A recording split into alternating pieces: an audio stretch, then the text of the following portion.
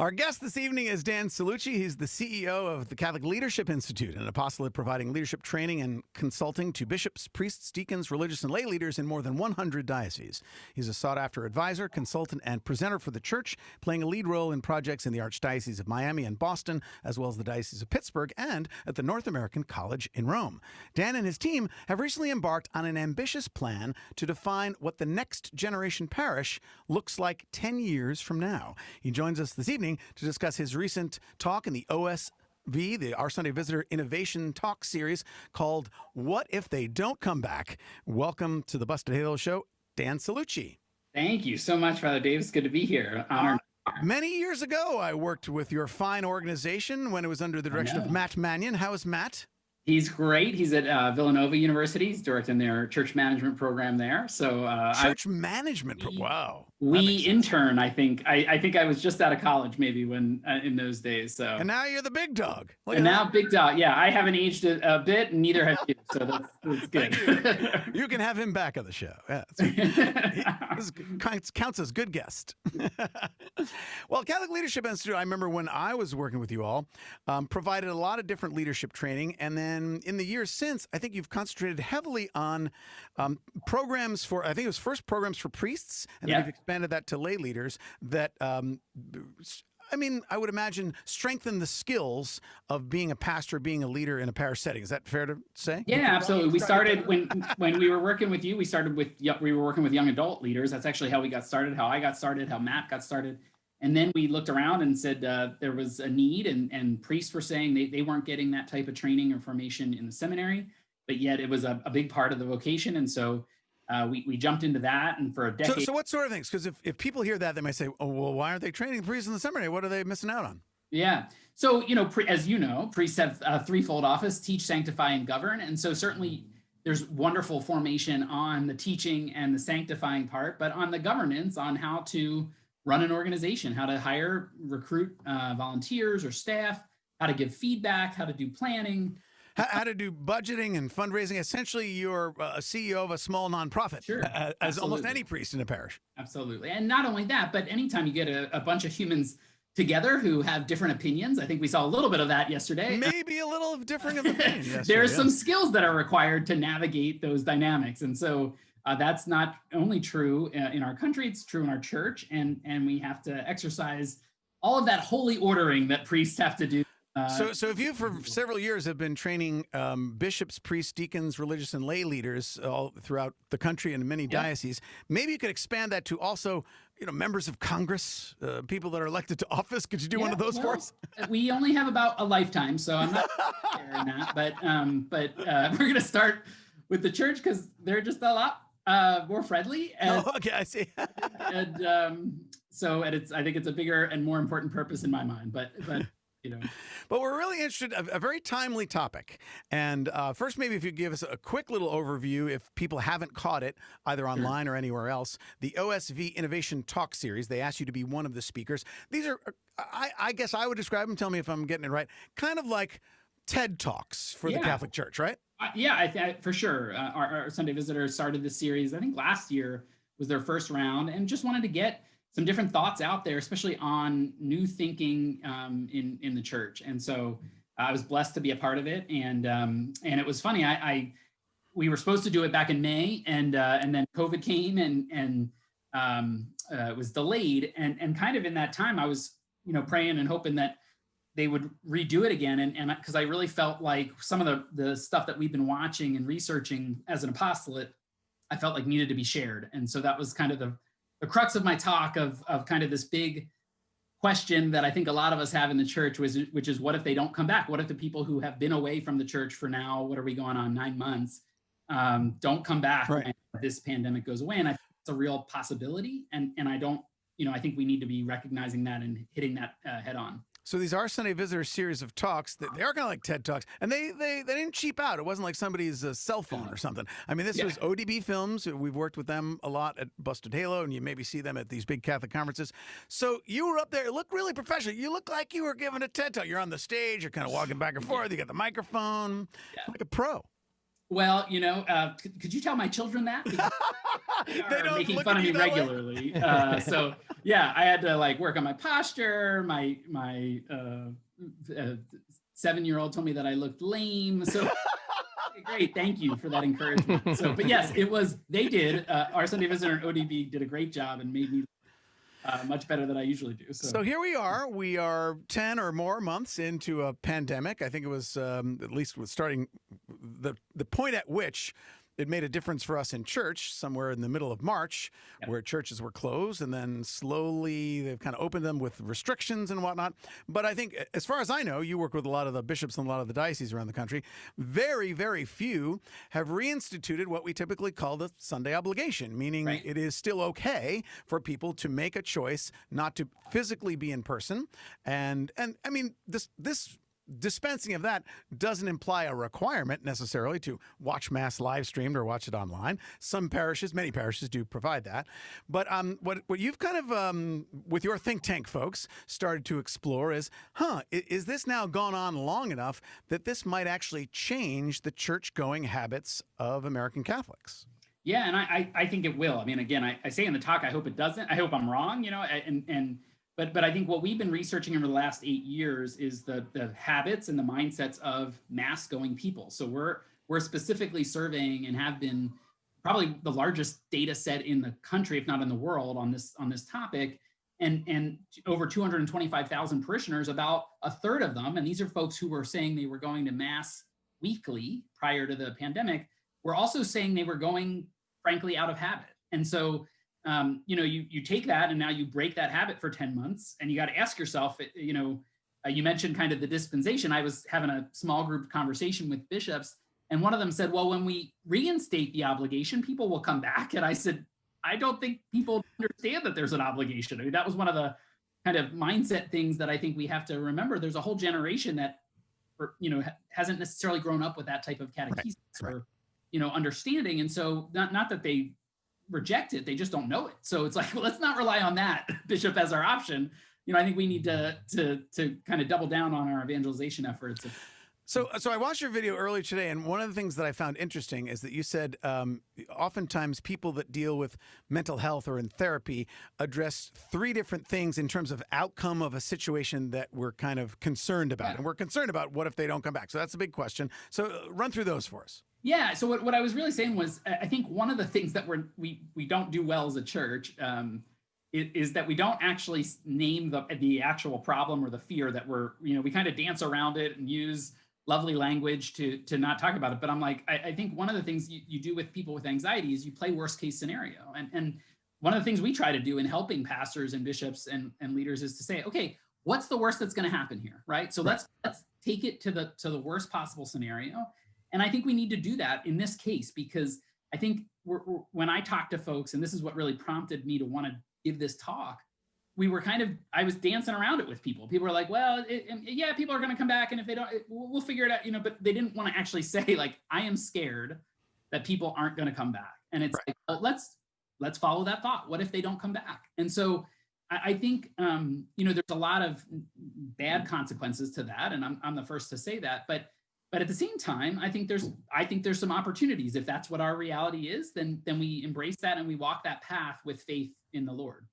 So Dan Cellucci is our guest here on the Busted Halo Show. He's the CEO of Catholic Leadership Institute. We're talking about his recent talk in the OSV Innovation Talk series called What If They Don't Come Back? The they in this case is all of us, you and me, who used to be attending Mass in person inside a church and now not. And as Dan is making the point, is 10 months long enough to break a habit? Dan, they tell us that like 5 or 6 weeks is long enough to either establish or break a habit. Yeah, absolutely. I mean, I think it's like 36 days or something is the actual kind of science behind it. So I think it's been plenty of time to break the habit. So with this question, I think what I found insightful is that you say, well, when we get this question, we want to do 3 things with it. We want to identify the fear, right? And then that's number one. The second thing is I think we have to ask it differently. So let's ask the question with some possibilities. So, okay, what if they don't come back? Like, let's actually have a conversation and say,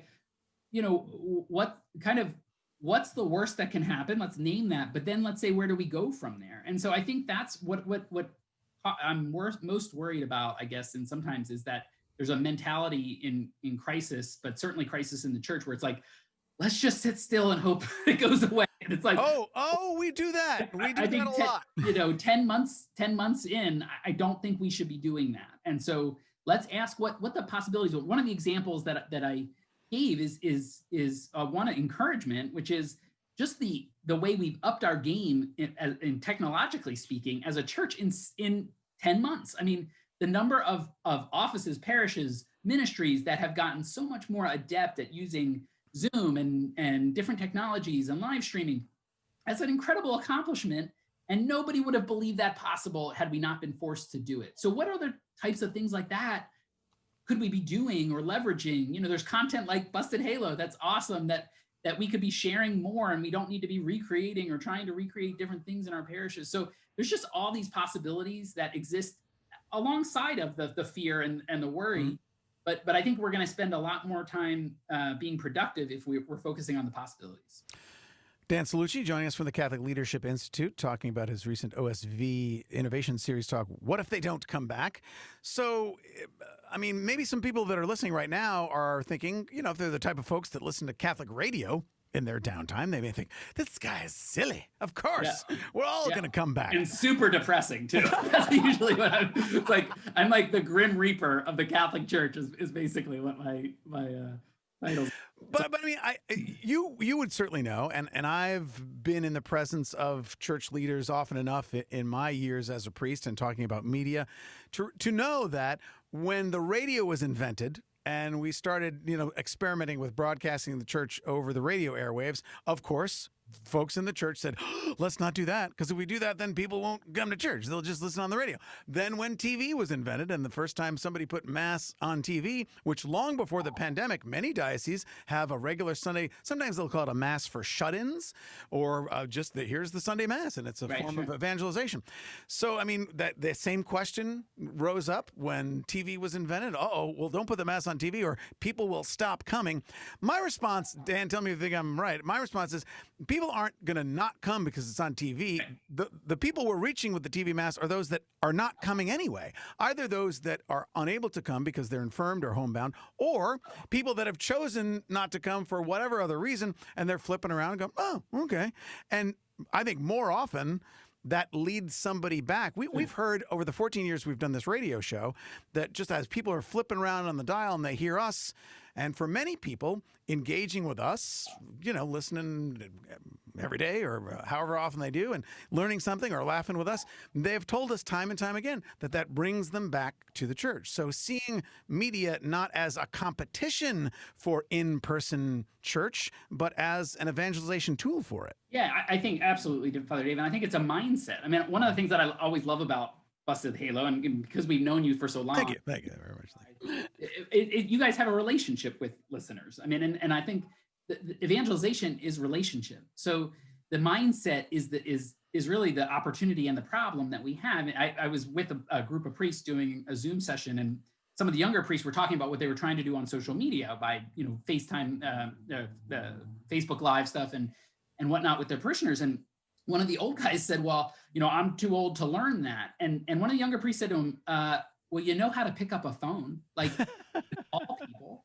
And it's like, so it's not actually the medium, right? I mean, it could be radio, it could be social media, it could be, there's a million different ways, right? But what's your mindset? Is your mindset to have people come to you? Or is your mind like to bring the Lord to people? And I think that's where you're seeing the great winnowing happening in this pandemic of parishes that are actually thriving or even, you know, growing in this weird environment are the ones that are relationship focused and going out through a lot of different ways as opposed to just expecting people to come. Well, and I believe I heard you mention in the talk as well, and this is something that would confirm my feelings or my suspicions, is that what happened during the pandemic probably just hastened what would have happened over a long timeline anyway. The talk I was supposed to give in May for this OSV innovation talk, I had this beautiful metaphor of a tsunami headed for us of all these disengagement, disaffiliation trends that it's just going to wash over us. And my point right off the bat was like, I thought that was going to take about 10 years based on what we were projecting. It might only take 2 if we don't do something. And so, you know, my point was to say we need to have hope because the victory's already been won. but we also need to double down and not make assumptions and just kind of shelter in place until this thing's over, because I don't think we can wait that long. Dan Cellucci is our guest here on the Busted Halo Show. He's the CEO of Catholic Leadership Institute. And in addition to, giving a TED-type talk, you also spend a lot of time, in fact, your organization, this is what you do all the time, is really digging into the process of parish life. So what you were mentioning before in terms of, seminarians are trained in the spiritual and in the educational, but in terms of everything else that probably during the course of a priest day or a layperson's who's a religious catechist or something, during the course of their day, probably 90% of it is the non-spiritual and non-religious or non-theological part. And so you kind of dig into a lot of this data. What would you say over the last this time of the pandemic, what's been maybe the most creative or surprising thing that you've seen a parish do in response to this that might be a springboard for us to go forward and reconnect with people? Yeah, I mean, it's actually really not that creative. And so, but I think the potency of it was what was surprising to me. And I mentioned it briefly in the talk, but just we've seen actual data around parishes that have called their rolls, like just the people who they have phone numbers for.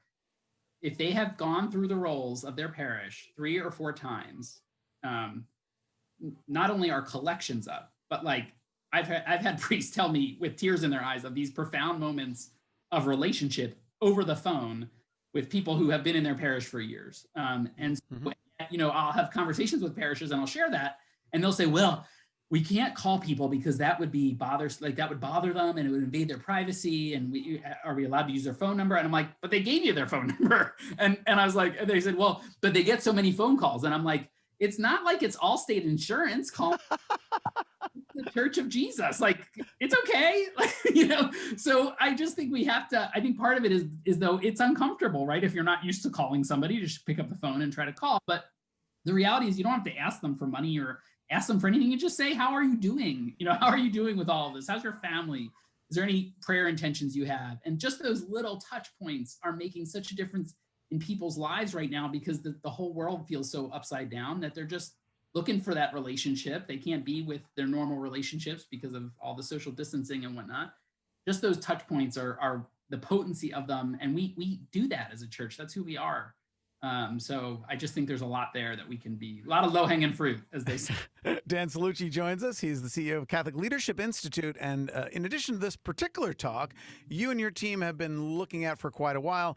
What is a next generation parish? And so we feel like 10 years from now, if we had you on the Busted Halo Show, God willing, we're still on the air, God willing, you're still there. What would we be talking about? What does parish look like, and how is it different? I mean, some people might be listening right now and say, well, it's not going to be any different. We've been doing this for 2,000 years. We don't change.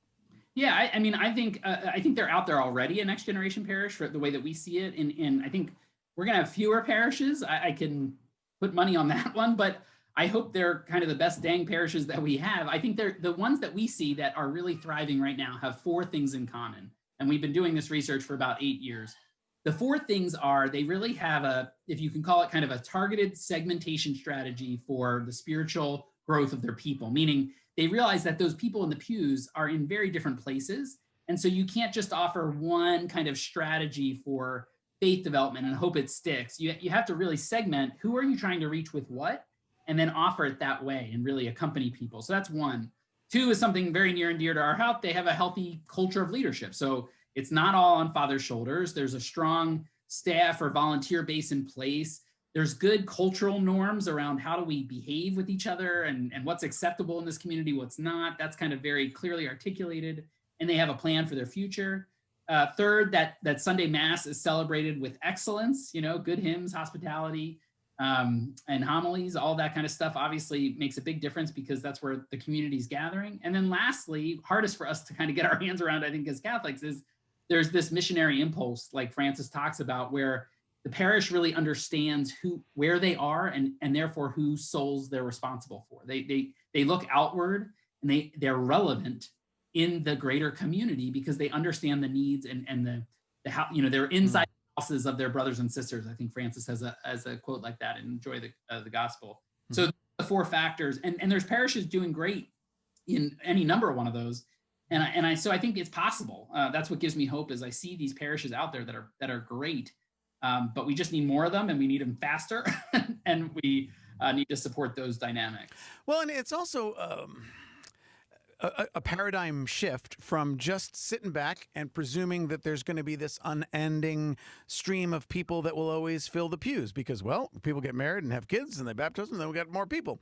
Where for a million factors that we don't have time to get into, those sorts of trends are changing. And in the same way that during the pandemic, a lot of malls and big stores are closing and people are like, wow, I can do this online. This is easy. Or Fresh Direct can come to my door. Now, one might say, yes, but the church is more important. We can't just do what stores do. Well, the people that are having these experiences are the same people we're trying to reach. So, I mean, it does seem to be a complete paradigm shift on the part of the church. And that's not just clergy. It's everybody that works from the church, everybody that is a regular church goer, too. So people that are in the pews at a parish, it's not just like, hey, this is for me, and I go here, and I get fed, and I go home. No, if you're in the pews, you got a job, and that is to get more people in the pews. Yeah, and I don't think, I mean, we talked a little bit before the show. My family's going through a crisis right now with one of our children, and our parish has been just amazing. And so I think sometimes we think we need to have all the answers to 2,000 years of church tradition to be able to evangelize. We need to have the right words. We need to, work at Catholic Leadership Institute or be a star on Busted Halo. It's just not. I think we just have to be present to people's lives, but connect the dots that the presence that we bring also includes and is always has God's presence in it. And I know I can speak for my family that we're blessed to be in a parish that's doing that. And it when it's happening. And so we just can't take that for granted, and we need to cultivate that and connect the dots there for other folks. Well, Dan Cellucci, it lifts my spirits that there are some, and you make sure that there are more because you pick up the momentum. Some people that are looking forward and saying, we got to keep ahead of all this. I mean, the tsunami image is a wonderful one because you can be standing on the beach and see it, 3 miles out and go, that's coming, and there's no way we can stop it. Then what do we do? Do we stand here on the beach and go, gee, I hope they come back? Well, that was my talk. I was going to say, look, there's some of us who are building sandcastles. We don't even know it's coming. I mean, that's like. Then there's some of us that have, started to try to run, but you can't outrun a tsunami. And then there's some of us that are like, hands up, like, just take me, Lord. Like, I'm ready. And I'm sitting here, I'm 38. I've got 4 little kids. Like, I'm like, does anybody want to learn how to surf? Like, like, let's try to surf it. Let's do it. Because I think we can surf it, but surfing's hard and it's awkward and you got to have your balance and you got to do it a couple times. So, but I'm going to try to surf it, and I hope other people are going to join me in that. Well, we pledge to be those that will join you here at Busted Halo. Dan Cellucci, we're going to put a link on our radio blog where people know to go when they want to find out more after listening to our show, bustedhalo.com/radio. We'll put a link to your talk from the OSV Innovation Talk Series, as well as to Catholic Leadership Institute if people want to find out more. Thank you so much, and thanks for your ministry. It's been just such a blessing to follow you. It's probably now, I think it's like 15 years, Father David, that at least that I've been tracking. It might very well be. Yeah, I came here to New York 2004 and started working with the military project for which we were collaborating with the CLI. And so, 16 and more. Yep. So, well, thank you, Dan. God bless you. Thank you, guys. Take care. Right. When we return here on the Busted Halo Show, lots more coming, so keep it on the Catholic Channel, Sirius XM 129.